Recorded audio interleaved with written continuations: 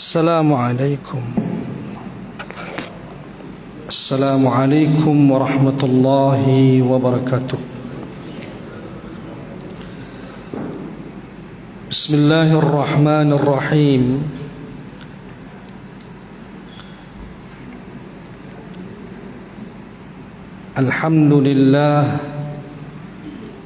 Alhamdulillahi rabbil alamin. والعاقبة للمتقين ولا عدوان إلا على الظالمين وأشهد أن لا إله إلا الله وحده لا شريك له وأشهد أن محمدا عبده ورسوله.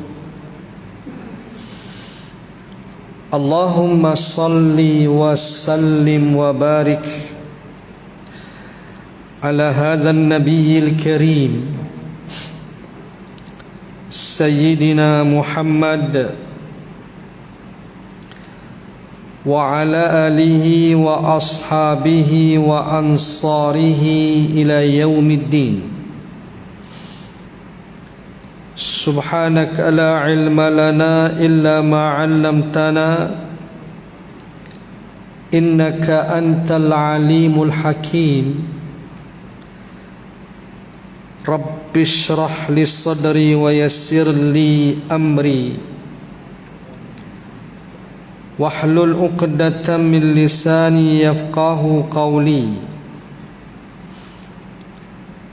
Allahumma la sahla illa ma ja'altahu sahla wa anta taj'alul hazna wa sa'ba idha syi'ta sahla. Allahumma anfa'na bima 'allamtana wa 'allimna ma yanfa'una wa zidna 'ilma ya Rabbal Alamin. Tuan-tuan, puan-puan muslimin dan muslimat, hadirin dan hadirat yang dirahmati Allah Ta'ala sekalian, alhamdulillah, syukur kehadrat Allah Subhanahu wa Ta'ala yang melimpahkan kepada kita rahmat dan nikmatnya, taufik dan inayahnya, maka dapat pada pagi ini kita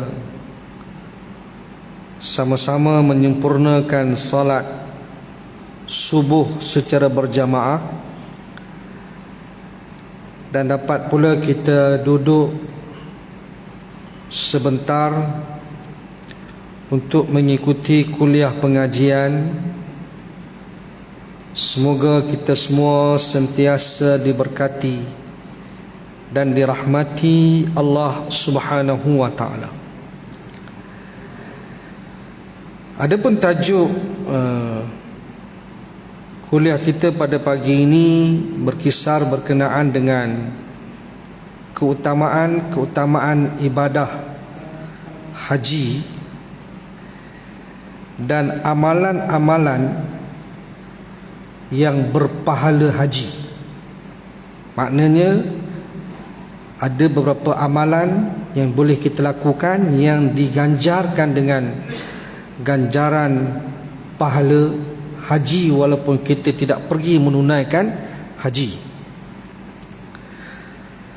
Sebagaimana kita maklum bahawa ibadah haji merupakan ibadah yang agung dan ia dikategorikan sebagai ibadah yang afdal dilakukan. Dalam sebuah hadis Nabi SAW daripada Abu Hurairah radhiyallahu anhu, ia berkata,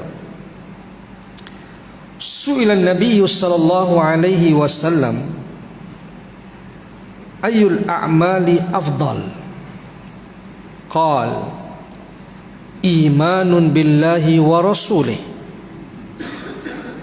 Qil thumma madha?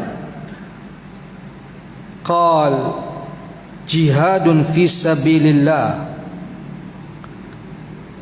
Qil thumma madha? Qal hajjun mabrur. Rawahul Bukhari. Maksudnya Nabi sallallahu alaihi wasallam ditanya,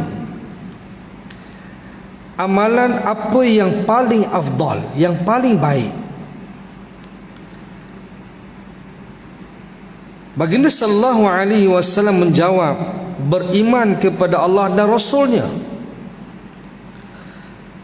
Ada yang bertanya lagi, kemudian apa lagi? Baginda sallallahu alaihi wasallam menjawab, berjihad di jalan Allah. Ada yang bertanya lagi, kemudian apa lagi? Baginda sallallahu alaihi wasallam menjawab, haji mabrur. Hadis riwayat Al-Bukhari. Maknanya antara amalan yang afdal yang dijawab oleh baginda sallallahu bila ditanya, iaitulah pertamanya beriman kepada Allah dan Rasulnya, yang kedua berjihad di jalan Allah, dan yang ketiga memperolehi haji mabrur, yakni haji yang diterima oleh Allah Subhanahu wa taala. Bahkan juga kita tahu bahawa orang yang memperoleh haji mabrur, ia mendapat penghapusan dosa-dosa besar. Dosa-dosa besar. Hadis menyatakan daripada Abu Hurairah radhiyallahu anhu, Rasulullah SAW bersabda, wal hajjul mabrur laisa lahu jazaa'un illa al jannah. Dan haji mabrur itu tidak ada balasan yang patut baginya selain syurga. Hadis riwayat Al-Bukhari dan juga Muslim. Jadi haji mabrur salah satu amalan yang dapat menghapuskan dosa-dosa besar. Di sana ada 3 amalan sekurang-kurangnya lah untuk kita mendapat penghapusan dosa-dosa besar. Yang pertama, taubat nasuha. Ini kira biasalah, taubat nasuha. Itu yang pertama. Yang kedua, mati syahid. Orang yang mati syahid, dia diampuni dosa-dosa besarnya, melainkan hutang satu ya. Yughfaru lisyahidi illa dain. Diampuni orang yang mati syahid kecuali hutang saja. Yang lain semua Allah ampunkan. Dan yang ketiganya ialah memperolehi haji mabrur. Ini 3 amalan penghapus dosa-dosa besar. Adapun solat fardu sunat, puasa fardu sunat, keluarkan zakat, sedekah, hanya dapat menghapuskan dosa-dosa kecil sahaja, tak termasuk dosa-dosa besar. Dan banyak lagi lah amalan-amalan soleh ni. Boleh kata semua amalan-amalan soleh yang kita buat, dia penghapus dosa-dosa kecil, penghapus dosa kecil. Tapi untuk menghapuskan dosa besar, tidak. Dia mesti salah satu 3 perkara tadilah. Taubat nasuha yang paling mudah lah, kan? Mungkin syahid mungkin susah. Nak syahid kat mana kita di sini, kan? Kemudian haji mabrur, insya-Allah lah, kan? Itu pun agak sukar juga tu nak dapat haji mabrur tu, kan? Bukan semua orang dapat. Kemudian juga dalam hadis daripada Abu Hurairah radhiyallahu anhu, ia berkata bahawa ia mendengar Nabi sallallahu alaihi wasallam bersabda, man hajja lillah falam yarfus walam yafsuq raja'a ka yaumi waladathu ummuh. Sesiapa yang menunaikan haji lalu tidak berkata-kata yang tidak senonoh dan tidak berbuat kefasikan dan dosa, maka dia pulang ke negerinya sebagaimana ketika dilahirkan oleh ibunya. Hadis riwayat Al-Bukhari. Nampak? Maknanya orang yang mendapat haji mabrur ni orang yang jaga lisan, yang jaga akhlak ketika melakukan ibadah haji, kan, sabar je, kan, jangan orang kata apa, melenting kadang-kadang tu, kan. Ya, kita akan diuji ketika melakukan ibadah haji, kan. Agak beberapa hari kita melakukan ibadah haji itu, mungkin kita, kan, disakiti ke, kan, dicela ke, dimaki hamun orang ke dan sebagainya, ditolak orang ke, macam-macam lah. Kita ni kena sabar, jangan balas, kan, cobaan kata begitu. Jadi maknanya relax, bertenang, sabar, apa pun sabar, kan. Makan tak sedap pun sabar, kan. Ini komplain lebih sangat, kan. Makan pun tak sedap, apa pun tak sedap, kan. Bas lambat lah, apalah, nampak macam mana, kan. Orang ramai, tuan-tuan, kan. Jadi kena relax, sabar. Nak menguji kekuatan kesabaran kita pada masa kita melakukan ibadah haji, untuk kita mendapat haji mabrur ni suatu anugerah daripada Allah Azza wa Jal, yang mana seseorang tu bila dia dapat haji mabrur, dia jaga lisan dia, dia jaga akhlak dia, anggota perbuatan dia, seperti mana ia dilahirkan oleh ibunya ke dunia. Maknanya dosanya diampun oleh Allah. Tu dia, macam kembali ke zaman kanak-kanak tu. Itu yang dia kata, nak tahu dapat haji mabrur ni lepas buat haji, tengok antara apa, kan, PL perangai anak kanak-kanak yang dibuat, antaranya makan aiskrim lah. Kan, orang yang buat haji ni, kan, orang tua-tua pun makan aiskrim. Di sini tak makan, pergi sana makan aiskrim. Tu tanda dia dapat haji mabrur tu, kan. Kembali ke zaman kanak-kanak. Itu bukanlah, itu bukanlah kiranya tu, kan. Tapi nak sebut begitulah, kan. Dia balik ke negeri dia dalam keadaan dosanya semua Allah ampunkan, semua, tuan-tuan. Tu kena jaga tu. Dan juga orang yang menunaikan ibadah haji ni digelar sebagai tetamu-tetamu Allah. Kita datang ke masjid, ni rumah Allah, kan, tapi kita tidak digelar tetamu Allah. Kita bukan tetamu Allah. Kita digelar sebagai orang yang mengimarahkan rumah-rumah Allah, pengimarah rumah Allah, pemakmur rumah Allah. Innama ya'muru masajidallah man amana billahi wal yaumil akhir wa aqama as-salata wa ata az-zakah wa lam yakhsha illa Allah fa asa ulaika ay yakunu minal muhtadin. Hanya sahaja orang-orang yang mengimarahkan, yang memakmurkan rumah-rumah Allah ialah orang yang beriman kepada Allah dan hari kemudian, yang mendirikan salat, yang mengeluarkan zakat, yang tidak takut melainkan hanya kepada Allah Azza wa Jal. Semoga mereka itu tergolong di kalangan orang-orang yang mendapat petunjuk hidayah daripada Allah Subhanahu wa ta'ala. Kita tak digelar sebagai tetamu Allah, kita datang ke rumahnya ini. Tetapi bagi orang yang pergi menunaikan haji, yang pergi menunaikan umrah, mereka digelar sebagai tetamu-tetamu Allah. Makna Allah sebagai tuan rumah bagi kedatangan golongan, rombongan orang yang melakukan ibadah haji dan umrah. Ini sebuah hadis, iaitu daripada Ibnu Umar radhiyallahu anhuma, daripada Nabi sallallahu alaihi wasallam, baginda bersabda, al-ghazi fil sabilillah wal hajj wal mu'tamir wafdullah da'ahum fa'ajabuh wasa'aluhu fa'a'tahum. Rawahu Ibnu Majah. orang yang berperang di jalan Allah, orang yang menunaikan haji dan umrah adalah tetamu-tetamu Allah. Allah memanggil mereka, mereka pun memenuhi panggilan. Allah panggil, maknanya Allah menyeru mereka untuk melaksanakan ibadah haji. Mereka menyahut seruan Allah. Oleh kerana itu, mereka pun memanggil. Oleh kerana itu, jika mereka meminta kepada Allah, pasti akan Allah beri.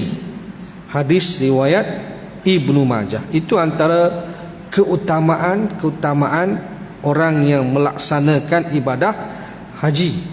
Baik, di sana ada beberapa amalan yang berpahala haji sempurna, tidak kurang tidak lebih.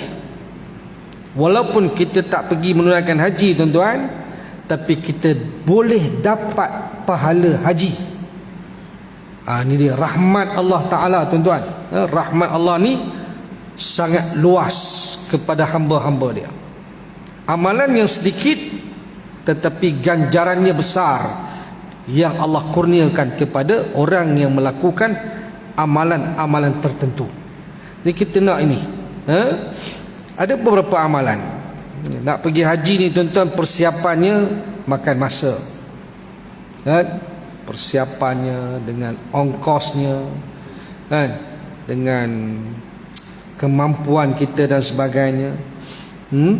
Beberapa hari kita di sana, meninggalkan keluarga dan sebagainya, kan? Banyak benda yang kita lakukan, tapi kita tak buat itu, namun pahala haji kita dapat.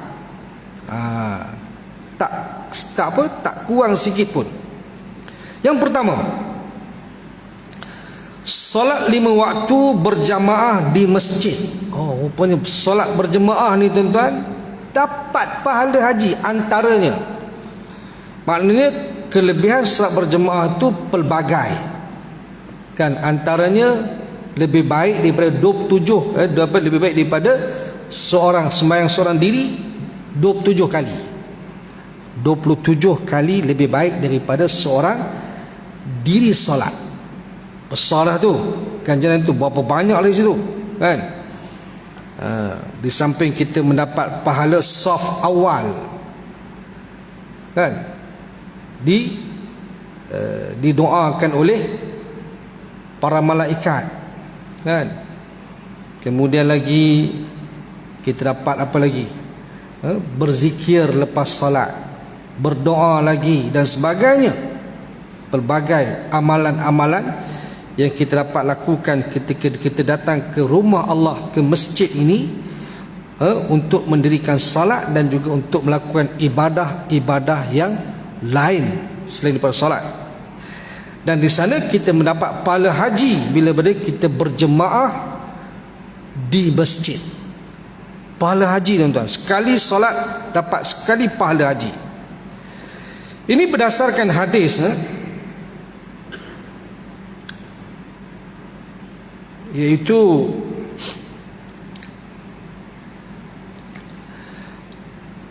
barang siapa yang keluar dari rumahnya menuju masjid dalam keadaan bersuci, makna ambil wuduk di rumah, itu sunnah, ambil wuduk di rumah, kemudian untuk lakukan salat fardu berjemaah, maka pahalanya seperti pahala orang yang melaksanakan haji yang berihram.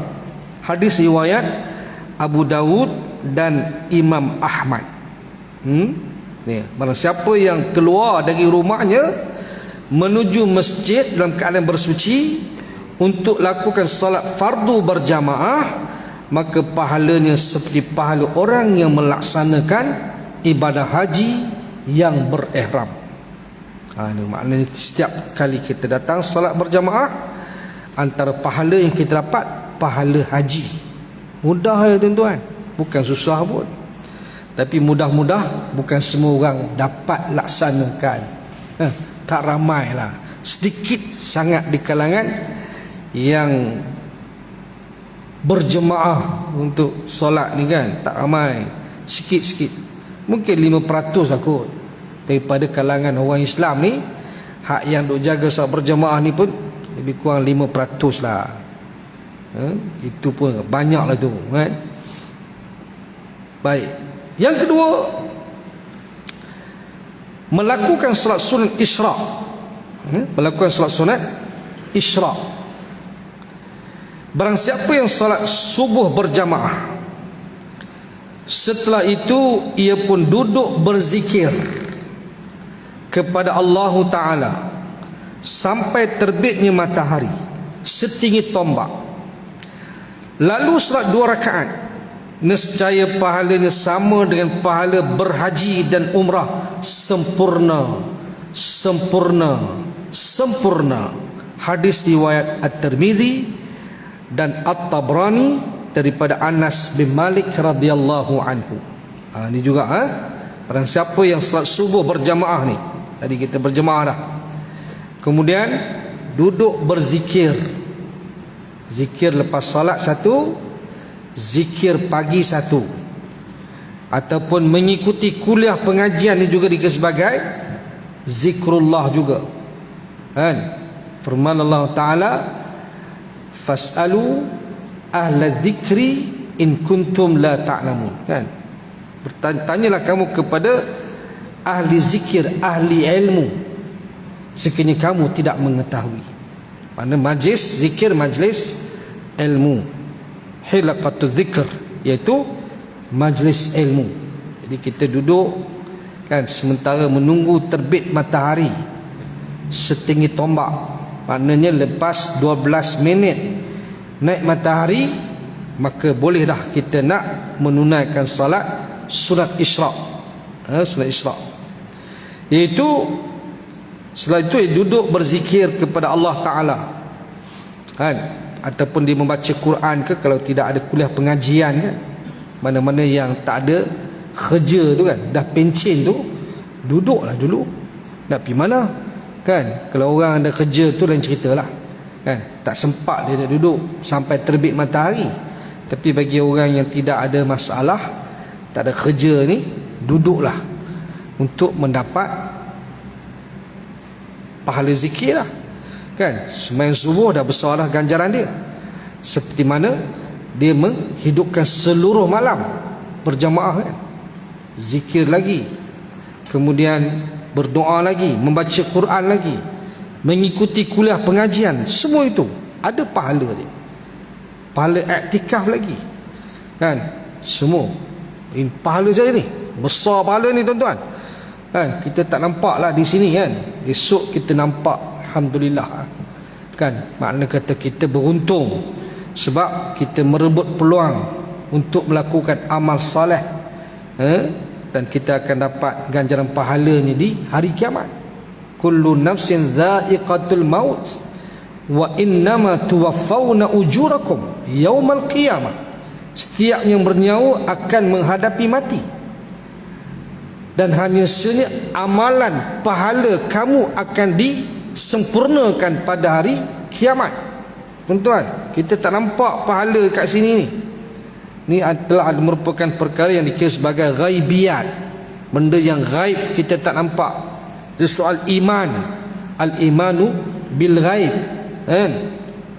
Jadi kita insya-Allah lah kita akan dapat kutip tuai pahala di hari akhirat dengan amalan-amalan yang tak seberapa sebenarnya kan, taklah berat mana pun, tetapi dia punya ganjarannya berlipat kali ganda. Tuan-tuan, berlipat kali ganda ni. Jadi antaranya dia duduk berzikir kepada Allah sampai terbitnya matahari setinggi tombak, lalu solat 2 rakaat saja. 2 rakaat je tuan-tuan, bukan banyak. Nescaya pahalanya sama dengan pahala berhaji satu, pahala haji satu, kemudian pahala umrah lagi, haji, umrah, dan Nabi kata tamah. Nabi ulang 3 kali. Nabi kata sempurna. Maknanya apa? Pahala tu sebiji macam kita buat haji, tak kurang sikit pun. Nak pergi buat haji ni bukanlah mudah mana kan? Banyak dia punya persoalan dia kan, memakan masa beberapa hari. Tapi dengan hanya kita mengambil masa yang sedikit ini, kita dapat pahala haji satu dan pahala umrah sempurna, InsyaAllah. Jadi kita yang tidak ada masalah kerja dan sebagainya, bolehlah duduk sampai terbit matahari. Lepas itu 12 rakaat, 12 minit lah lepas itu. Terbit satu, kemudian lepas itu 7.10 kan, maknanya 7.22 kan, 7.22 kita boleh solat sunat Isyraq, insyaAllah. Baik,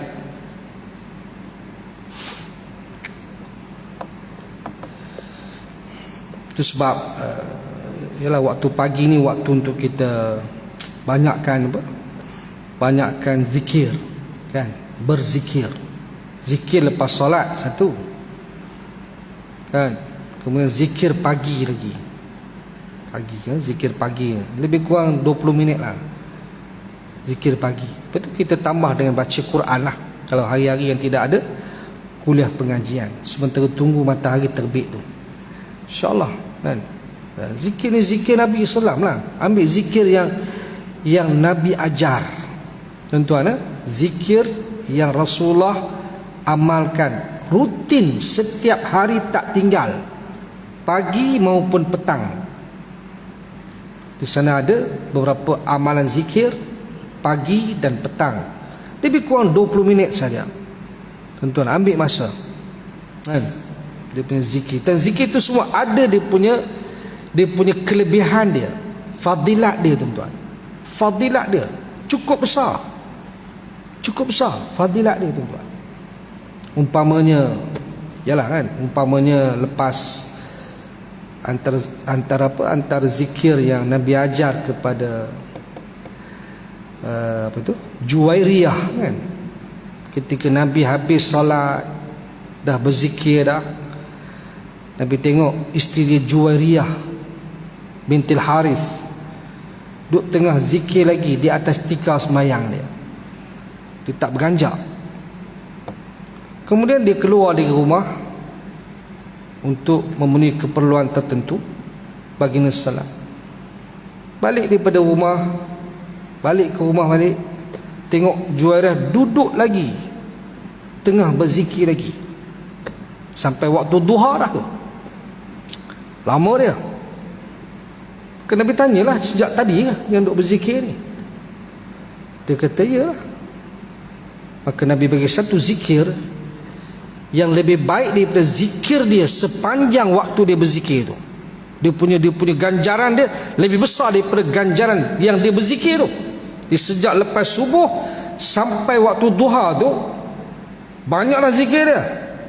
Tapi ada satu zikir yang boleh melebihi ganjaran daripada zikir yang Juwairiyah duk berzikir tu.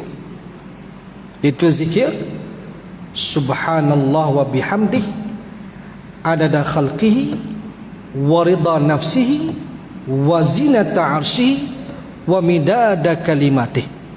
Kan 3 kali Subhanallah wa bihamdihi adada khalqihi wa ridha nafsihi wa zinata arshihi wa midada kalimatih. 4 kalimat ni, Subhanallah wa bihamdih adada khalqihi wa ridha nafsihi wa zinata arshihi wa midada kalimatih. 3 kali diucapkan, dia punya pahalanya lebih besar daripada lepas subuh duk tengah zikir tadi sampai duha tadi. Itu kata ada amalan zikir yang ada kelebihan yang tertentu, tapi kelebihan itu dinyatakan oleh Nabi SAW lah, bukan kita buat-buat sendiri kan. Tak, Nabi sebut itu merupakan suatu kelebihan yang memang confirm, memang betul. Walaupun taklah begitu besar dan lama kita berzikir, tapi ganjaran zikir itu kan kiralah lebih baik daripada lepas subuh Juwairiyah duk zikir tadi sampailah waktu duha, tuan-tuan. Satu zikir yang diucapkan 3 kali sahaja, jangan tak ucap kan. Subhanallah wa bihamdihi adada khalqih wa ridha nafsihi wa zinata arshi wa midada kalimatih. Subhanallah wa bihamdihi adada khalqih wa ridha nafsi wa zinata arshi wa midada kalimatih. Subhanallah wa bihamdihi adada khalqih wa ridha nafsi wa zinata arshi wa midada kalimatih. Itu punya ganjaran tu. Tu antara zikir tuan-tuan baca. Sama juga satu zikir yang diamalkan Abu Darda radhiyallahu anhu. Abu Darda seorang sahabat Nabi yang sangat wara' dan zuhud. Satu ketika dia didatangi oleh seorang, bagi tahu dekat dia, rumah kamu nak terbakar.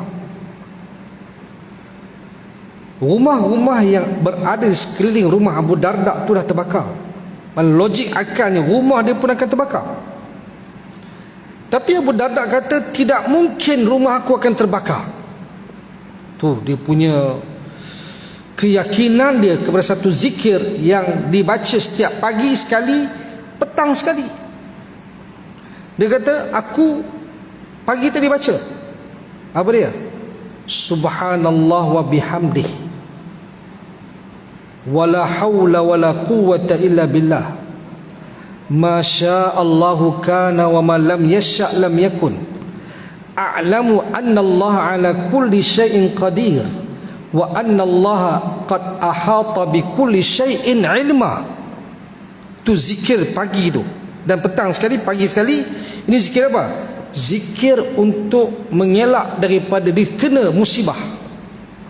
Tak akan terkena musibah sesiapa yang membaca zikir ini. Tu yang dia begitu yakin. Dia kata tak mungkin rumah dia akan terbakar, sebab pagi tadi dia baca zikir ini. Dan memang betul, rumah dia yang tak terbakar. Tuan-tuan, rumah dia, ini memang ini zikir untuk mengelak daripada ditimpa musibah kan. Subhanallah wa bihamdih, maha suci Allah dengan segala kepujian baginya. Wala haula wala quwwata illa billah, dan tidak ada daya dan kekuatan melainkan semuanya daripada Allah. Masya Allahu kana, apa yang Allah kehendaki jadi maka jadi. Wa ma lam yasha lam yakun, dan apa yang Allah tidak kehendaki jadi tak jadi. A'lamu anna Allah ala kulli syai'in qadir, aku mengetahui sesungguhnya Allah berkuasa ke atas segala sesuatu. Wa a'lamu anna Allah qad ahata bi kulli syai'in ilma, dan sesungguhnya Allah, aku mengetahui bahawa Allah ilmunya meliputi segala sesuatu. Allah ni dia punya kuasanya berkuasa ke atas segala sesuatu.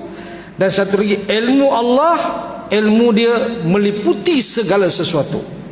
Inilah zikir untuk mengelak ditimpa musibah, tuan-tuan. Musibah. Dan kita kena ingat zikir dan doa ni antara peranannya dapat untuk mengubah takdir.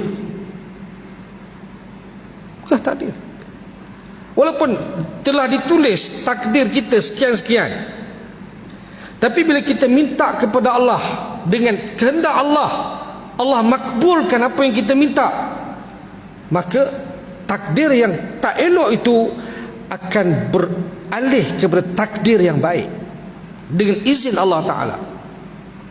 Tuan-tuan, jangan pula kita kata semua dah ditentukan, buat apa nak doa kan? Dah, memanglah semua dah ditentukan, tetapi Allah punya kuasa untuk mengubah ketentuan kita yang tak baik, dengan sebab kita diminta pada dia kebaikan,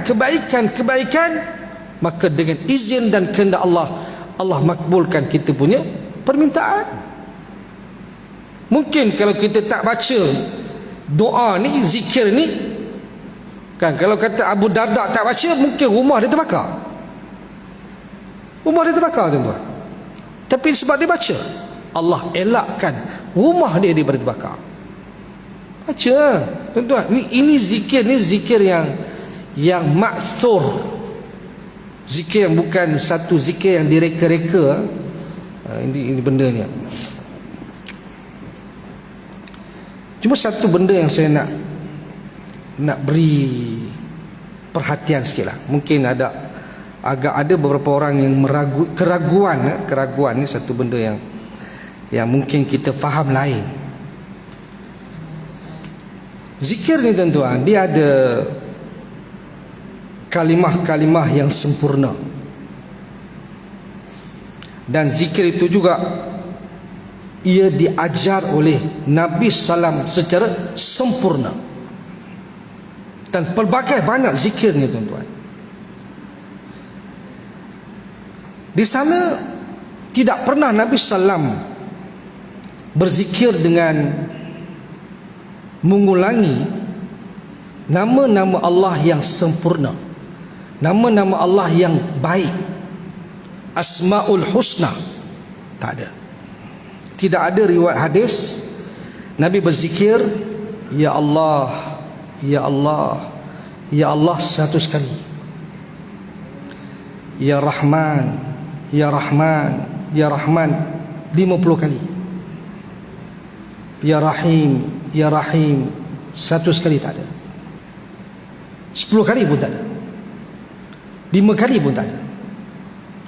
Ya Latif, Ya Latif, Ya Latif. Tak ada. Tak ada. Kalau ada, boleh bawa hadis kata. Tak ada. Nama-nama Allah ni, tuan-tuan, kita bukan berzikir dengannya, kita berdoa dengannya. Bila kita nak berdoa, kita panggil Allah. Ya Allah, ampunilah dosaku. Ya Allah, berkatilah aku. Ya Rahman, kasihanilah aku. Ya Razzaq, rezekikan bagiku.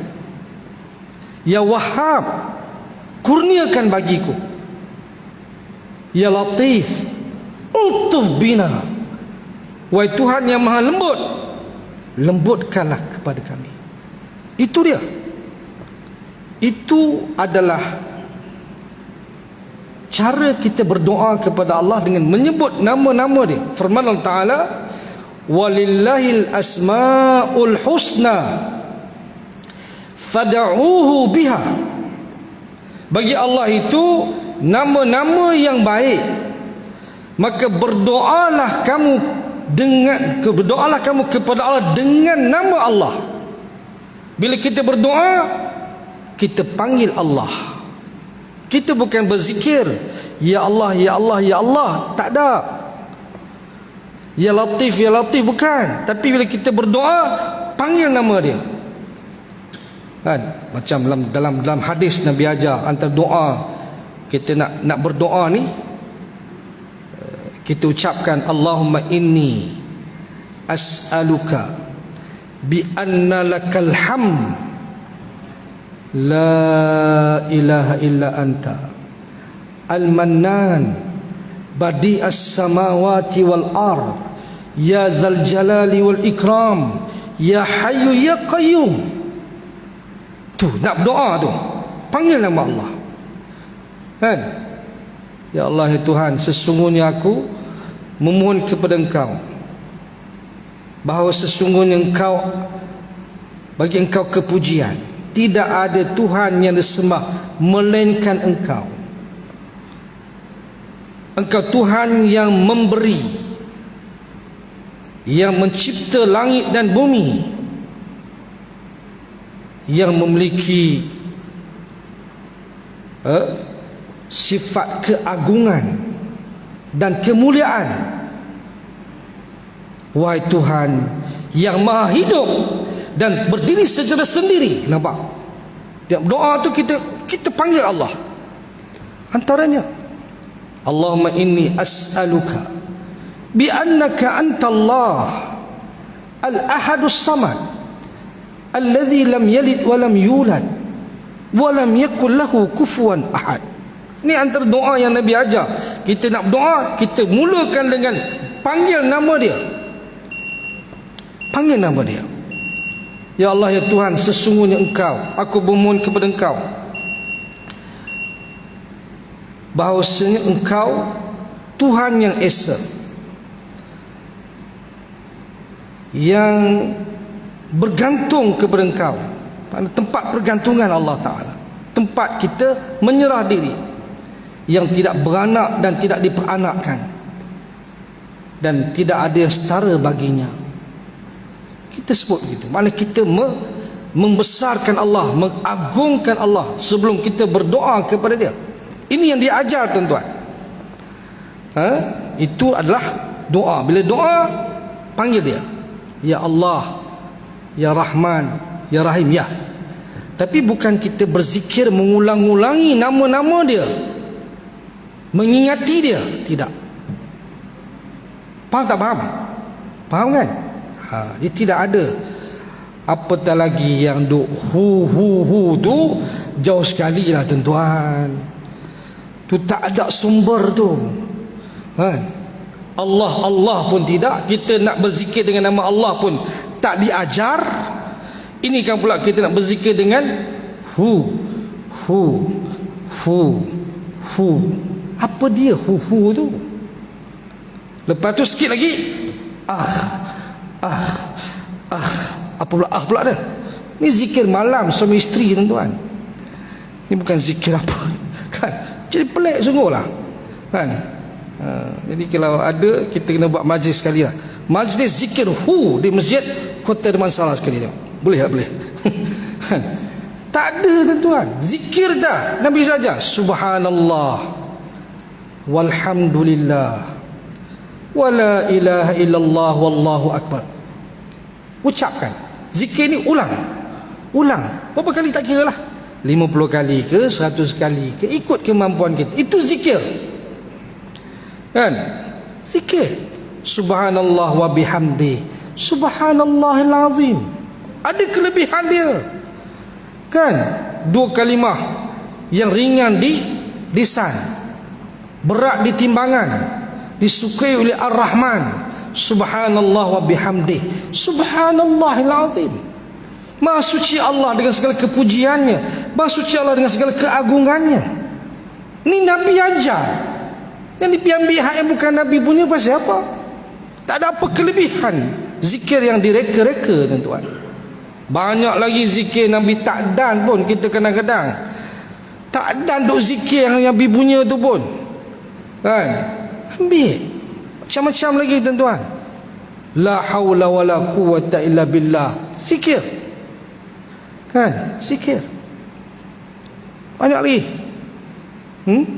Itu ambil. Tak apa, kita ulang. Beberapa kali pun buatlah. Ambil tuan-tuan. Yang Nabi ajar tu ambil, yang Nabi tak ajar tu tinggalkanlah kan. Karut semua tu kan. Tuan-tuan, yang Nabi ajar ni, ini daripada Allah. Ingat, Nabi Allah kata, wa ma yantiqu anil hawa in huwa illa wahyu yuha. Dan tidaklah Nabi berkata-kata mengikut hawa nafsunya, melainkan apa yang diwahyukan kepada dia. Tuan-tuan, zikir Nabi itu zikir Allah. Allah yang ajar pada Nabi, bukan Nabi buat sendiri.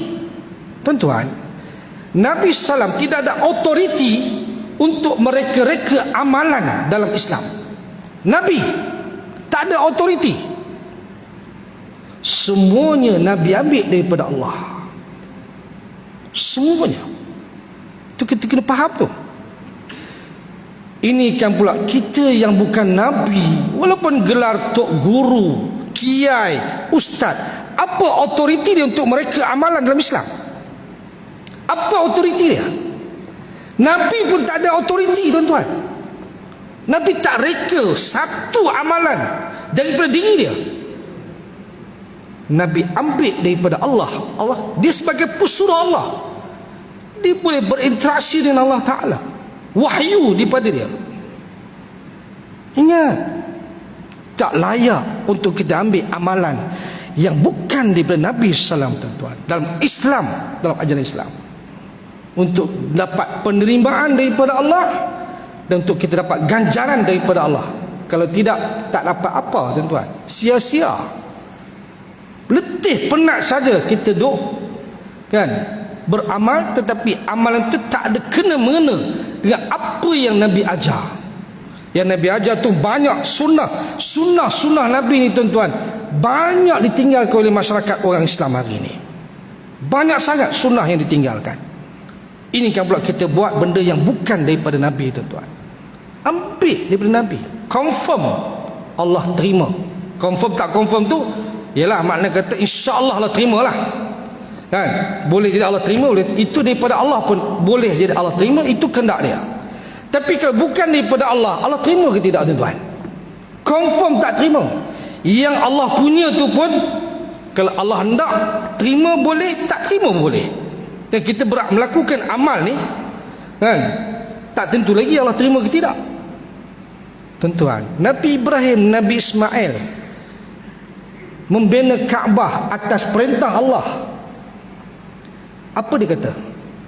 Wa iz yarfa'u Ibrahimul qawa'ida minal baiti wa Ismail Rabbana taqabbal minna innaka antas sami'ul alim. Dan ingatlah tak kala Nabi Ibrahim dan Nabi Ismail meletakkan asas binaan Kaabah, lalu berdoa kepada Allah, wahai Tuhan kami, terimalah daripada kami, sesungguhnya Engkau Tuhan yang maha mendengar lagi maha mengetahui. Tuan-tuan, Allah perintah buat Kaabah tu, tapi Nabi Ibrahim tetap berdoa pada Allah, Rabbana taqabbal minna innaka antas samiul alim. Itu perintah Allah punya. Kalau yang bukan Allah punya tuan-tuan, awal-awal tolak Jadi kita kena pastikan amalan yang kita ambil ia berasaskan bersumber yang jelas daripada hadis yang sahih, barulah amalan itu insya-Allah Allah terima, Allah bagi ganjaran kepada kita. Baik, kemudian yang ketiga, sikit lagi, kita ada lagi 2-3 minit lagi. Yang ketiga, menghadiri majlis ilmu di masjid. Ini dia. Barang siapa yang pergi ke masjid dan tidak ingin kecuali belajar kebaikan atau mengajarkan kebaikan, maka dia meraih pahala seperti orang yang berhaji, di mana hajinya itu sempurna. Macam ni kan, kita datang ke masjid sambil kita dapat solat berjemaah, dapat pahala haji dah. Dapat lagi pahala haji dengan kita mengikuti kuliah pengajian ni tuan-tuan, pahala haji kan. Saya pun dapat pahala haji, tuan-tuan pun dapat pahala haji, insya-Allah lah. Ini berdasarkan hadis riwayat At-Tabrani daripada Abu Umamah radhiyallahu anhu. Kemudian yang keempat, umrah di bulan Ramadan. Umrah di bulan Ramadan, pahala dia bukan umrah, pahalanya haji bersama dengan Rasulullah sallallahu alaihi wasallam. Dalam satu hadis sebut, sesungguhnya berumrah di bulan Ramadan seperti berhaji bersamaku. Hadis riwayat Al-Bukhari. Tuan-tuan, Ramadan ada kelebihan dia, banyak kelebihan dia. Antaranya kelebihan bagi orang menunaikan umrah, pahalanya dilipat gandakan seperti satu haji. Kemudian yang ke-5, berbakti kepada ibu dan bapa pun dapat pahala haji. Anas bin Malik radhiyallahu anhu berkata, ada seseorang yang telah mendatangi Rasulullah SAW dan dia sangat ingin pergi berjihad tetapi dia tidak mampu. Maka Rasulullah SAW bertanya kepada dia, apakah salah seorang daripada kedua orang bapakmu masih hidup? Jawabnya, ibunya masih hidup. Rasulullah SAW berkata kepadanya, bertakwalah kepada Allah dengan berbuat baik pada ibumu. Jika kamu berbuat baik padanya, maka statusnya adalah seperti menunaikan haji. Tuan-tuan, berbakti kepada ibu dan bapa, pahalanya seperti menunaikan haji. Riwayat hadis haji, kemudian berumrah dan berjihad lagi. Haji, umrah dan berjihad di Allah. Hadis riwayat At-Tabrani dan Al-Baihaqi. Kemudian Yang keenam, membiayai orang yang pergi menunaikan haji. Sesiapa yang menaja orang pergi haji, kan, orang yang melakukan ibadah haji itu dapat pahala, yang membiayainya pun dapat pahala, tak kurang sikit pun dengan pahala orang yang buat haji tadi. Sponsor orang kan, orang kadang-kadang setengah tu orang dia duk tiap tahun pergi dia, kan, duit banyak, kan. Jadi kenapa tidak kalau kita dapat menaja sesiapa yang berkeinginan tu pergi tapi dia tak mampu, kan, maknanya dapat menggembirakan hati dia, itu pun satu kelebihan juga, kan. Maka dia dapat pergi menunaikan haji, dan dia pergi tu kita pun dapat pahala sama juga, tuan-tuan. Itu antara beberapa amalan yang kita dapat pahala haji ni. Makna kata mudahlah, antara salat berjamaah setiap waktu, kemudian solat isyraq, kemudian lagi mengikuti kuliah pengajian, berbakti kepada ibu dan bapa. Itu antara amalan yang memang menjadi amalan kita, insya-Allah. Mudah-mudahan apa yang disampaikan dapat memberi manfaat kepada kita semua. Wallahu a'lam. Setakat itu dulu. Aku qauli hadza wa astaghfirullah li wa lakum. Subhanakallahumma bihamdik, asyhadu an la ilaha illa anta, astaghfiruka wa atubu ilaik. Wassalamualaikum warahmatullahi wabarakatuh.